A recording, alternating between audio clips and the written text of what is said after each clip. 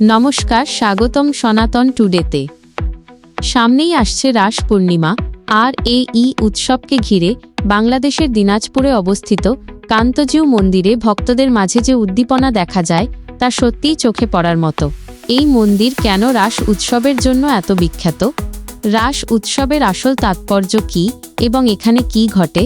আজকের ভিডিওতে আমরা এই মন্দির এবং এর অলৌকিক রাস উৎসবের বিশেষত্ব জানব। প্রতি বছর কার্তিক বা অগ্রহায়ণ মাসের পূর্ণিমা তিথিতে এখানে পালিত হয় ঐতিহ্যবাহী রাস উৎসব।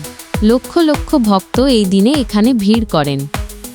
এই উৎসবের প্রধান আকর্ষণ হল রাসের মেলা এবং মন্দিরের এই পবিত্র প্রাঙ্গণে বিগ্রহকে কেন্দ্র করে হওয়া বিশেষ পূজা ও কীর্তন।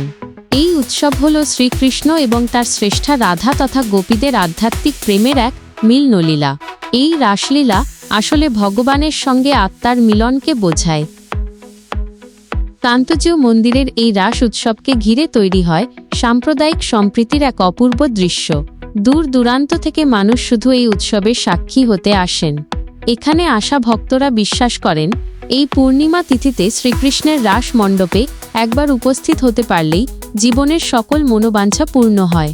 কান্তজিউ বিগ্রহকে কেন্দ্র করে হওয়া এই উৎসব আমাদের ঐতিহ্য ও ভক্তির এক জীবন্ত প্রবাহ। এই রাস উৎসব আমাদের ঐতিহ্য ও সংস্কৃতির এক অবিচ্ছেদ্য অংশ। এটি আমাদের শেখায় জাগতিক প্রেম নয়, বরং ভগবানের প্রতি প্রেমই হল জীবনের আসল লক্ষ্য। এই অসাধারণ উৎসবকে জানতে ও বাঁচাতে ভিডিওটি শেয়ার করে আপনার বন্ধুদেরও উৎসাহিত করুন।